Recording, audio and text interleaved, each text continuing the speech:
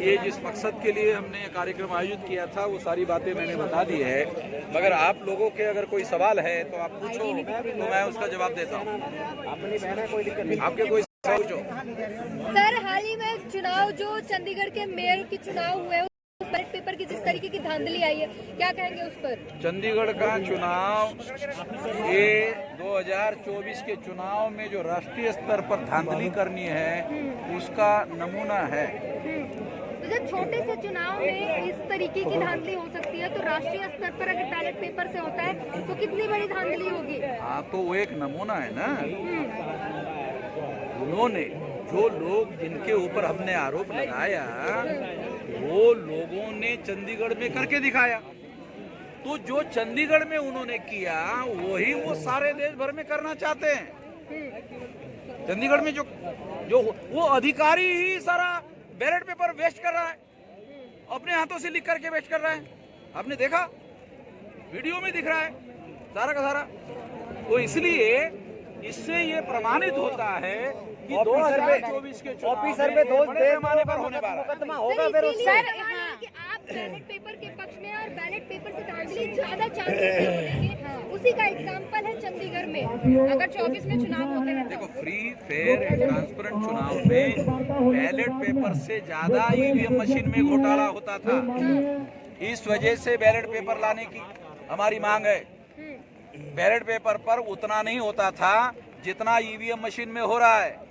EVM machine का तो पता भी नहीं चल रहा है घोटाला होने का, ये बैलेट पेपर में तो पता चल जाता है, हंगामा होता है। आप पर आरोप लगाए जा रहे हैं कि आप लोग जैसे पहले बैलेट पेपर की लूट होती थी, बूथ लूटी जाती थी, वैसे ही फिर से करवाना चाहते हैं, इसलिए आज के आयोजन के बारे में बता दीजिए। आज के आयोजन के बारे में पत्रकारों को भी दबा रहे हो। एक पत्रकार भाई दूसरे पत्रकार को दबा रहा है। बोलो। जी, कहा जा रहा है कि आप लोग पुराने जमाने में जिस तरीके से बूथ लूटे जाते थे वही फिर से करवाना चाहते हैं, इसलिए बैलेट पेपर लाना चाहते हैं। वंचित समाज के लोग हैं, दबे हुए समाज के लोग हैं, वो लोग बैलेट पेपर को लुटवा करके ये काम करवाना चाहते हैं। ये आरोप हमारे ऊपर नहीं लगाया जा सकता। वो तो ताकतवर लोग ऐसा करते थे। जिनके पास 3.5% वोट है, वोटों को तो उनकी कमी है ना, हमारे पास क्या कमी है? चुनाव आयोग अपने जो पारदर्शी चुनाव होने का दावा करता है, जब ईवीएम से पारदर्शी चुनाव करते हैं, ईवीएम से पारदर्शी चुनाव होता है ऐसा दावा करता है चुनाव आयोग। सुप्रीम कोर्ट ने इस दावे को नहीं माना। अरे क्या पिछड़े वर्ग के लोग हमारे, अरे बाप रे, सुप्रीम कोर्ट ने इस दावे को नहीं माना। कहा कि ईवीएम मशीन के द्वारा फ्री फेयर एंड ट्रांसपेरेंट चुनाव नहीं हो सकता। मैडम, सर, आपने 10 दिन का टाइम दिया है, अगर चुनाव आयोग फिर भी नहीं मानता है, फिर आपका क्या कदम होगा? छोड़ने का नहीं सुना जी। चुनाव आयोग पे अभी देशद्रोह का मुकदमा किया है। अभी किस पर? चुनाव आयोग पर देशद्रोह का मुकदमा किया है। किसी ने किया है? नहीं, वही तो पूछ रहा हूँ, किया है आपकी तरफ से किया गया है चुनाव आयोग पर? अभी हमने नहीं किया है जी। हम लोग देशद्रोह का मुकदमा एक आदमी में करके हमारा मामला हल नहीं होगा।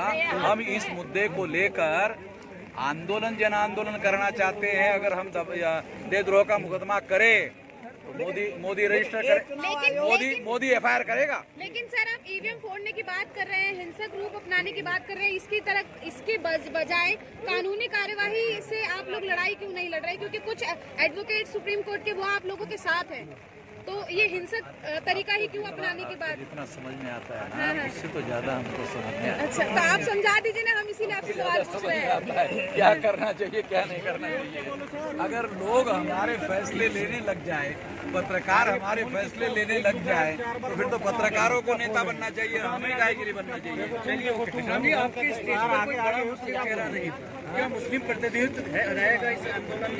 कोई बड़ा मुस्लिम चेहरा नहीं। ओबीसी के लोगों की संख्या 74.5% है। अगर ये लोग जाग जाते हैं तो मुस्लिम भाई विरोध में थोड़ी होते हैं, साथ में होते हैं।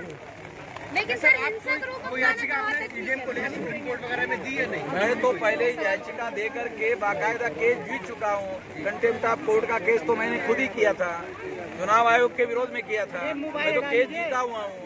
अभी भी मामला सुप्रीम कोर्ट में पेंडिंग है, तो उसको लेकर क्या चाहेंगे कि सुप्रीम कोर्ट जल्द से जल्द? अब सुप्रीम कोर्ट को हम सलाह तो नहीं दे सकते। भैया आप बात को समझते क्यों नहीं हो? सुप्रीम कोर्ट को क्या हम सलाह दें? अरे तुम ये क्यों ऐसा कर रहे हो?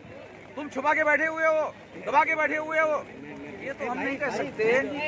उनको फैसला देने के लिए उनकी कोई प्रक्रिया है, तो वो जो केस किए हुए लोग हैं वो एप्लीकेशन दे दे कि भाई हमारे ऊपर फैसला क्यों नहीं दे रहे हो।